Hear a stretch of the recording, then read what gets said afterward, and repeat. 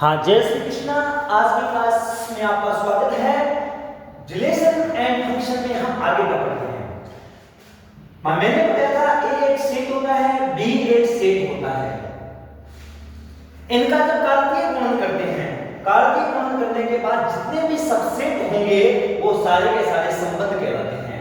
तो सुनिए, हमारे पास मैंने ए एक सेट लिया है, इसके अंदर एक और दो एलिमेंट है, और बी एक सेट लिया, इसमें तीन एलिमेंट है। तो अब हमने कर दिया कार्तीय गुणन। कार्तीय गुणन में आ गया 1,3 और 2,3, ये आ गया कार्तीय गुणन। कार्तीय गुणन आपको पता है, मैंने बता दिया। a गुणा b करते हैं, तब पहला एलिमेंट a से लेते हैं, दूसरा एलिमेंट b से लेते हैं। अब ध्यान दीजिए, अगर हम इनके उप समुच्चय निकालेंगे, कहने का मतलब 2 की पावर mn, तो 2 की पावर m की वैल्यू क्या है हमारे पास 2, और n की वैल्यू क्या है 1, तो 2 की पावर 2 कितने हो जाएंगे 4। बोर्ड में ध्यान रखिए, 4 एलिमेंट होंगे उसमें सबसेट में। अब 4 एलिमेंट कौन कौन से बच्चों? सबसे पहला होता है वो 4 उप समुच्चय का मतलब 4 रिलेशन बनेंगे, R1, R2, R3 और R4। ये 4 बन गए हमारे पास रिलेशन। कितने रिलेशन बन गए? 4। तो पहला मैं निकाल रहा हूं, हमेशा आपको पता है तो सबसे पहला उप समुच्चय होता है वह ये तो होता है 5। पहला उप समुच्चय 5 होता है। रिक्त समुच्चय प्रत्येक समुच्चय का उप समुच्चय होता है। जो रिक्त समुच्चय है वो प्रत्येक समुच्चय का उप समुच्चय है। तो पहला रिलेशन 5 हो गया, या सीधा ब्रैकेट लगा के छोड़ दो। दूसरे में ओनली 1 3 ले रहा हूं मैं, क्योंकि ये भी 1 3 भी उप समुच्चय है। और तीसरे में मैं 2 3 ले रहा हूं, ये भी उप समुच्चय है। और उसके बाद चौथा में 1 3 और आगे क्या ले रहा हूं बताओ, 2 3 ले रहा हूं। अब ध्यान देना, ये हमारा जो a क्रॉस b थे, इस a क्रॉस b के 4 रिलेशन हो गए। कितने रिलेशन हो गए? 4। अब आप थोड़ा सा ध्यान दोगे तो आप मैंने जो बताई थी, जो परिभाषा बताई थी रिलेशन की, वो बात अब आ रही है। ध्यान देना,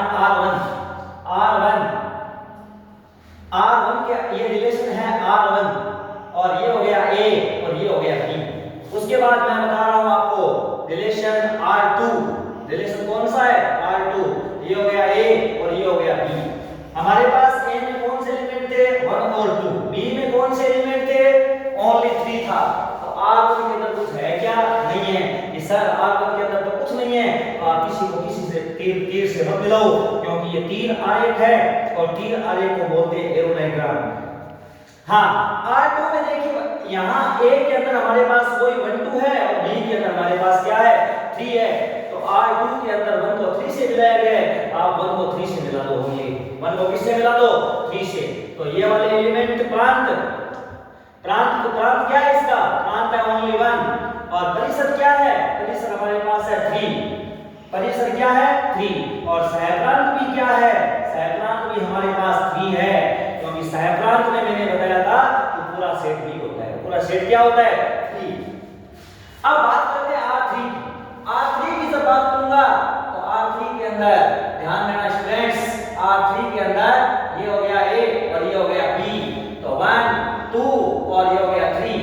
तो 2 को 3 से मिलाया गया, तो ओनली 2 को 3 से मिला दो, ये R3 संबंध हो गया, रिलेशन हो गया।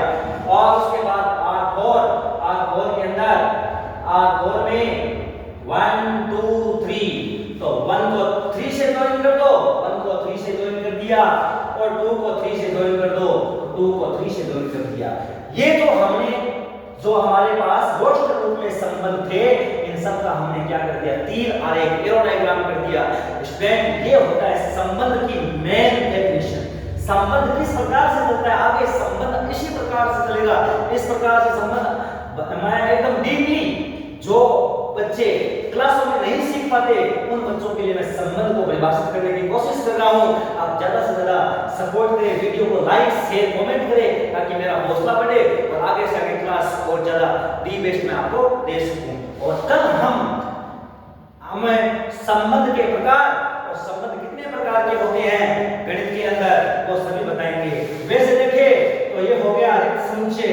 आप ध्यान देना, रिक्त रिक्त संबंध, जिसको नल रिलेशन बोलते हैं या एम्प्टी रिलेशन बोलते हैं, ये रिक्त है क्योंकि किसी को किसी से जोड़ नहीं किया है, और ये हो गया सार्वत्रिक क्योंकि पूरा का पूरा आ गया इसके अंदर यूनिवर्सल। सार्वत्रिक होता है दो, तो ये बता दिया मैंने आज, रिक्त संबंध और सार्वत्रिक संबंध। हाँ, प्रांत, परिसर और सहप्रांत सबसे इंपॉर्टेंट टर्म्स है। ए में काम आने वाले अवयव क्या कहलाते हैं? प्रांत कहलाते हैं। बी में काम आने वाले अवयव क्या कहलाते हैं? परिसर कहलाते हैं। ध्यान देना आपको, ए में काम आने वाले, यहाँ परिसर प्रांत क्या है? एक, और इसमें प्रांत क्या है? एक और दो दोनों है, और इसमें प्रांत क्या है? दो है। क्या है? दो।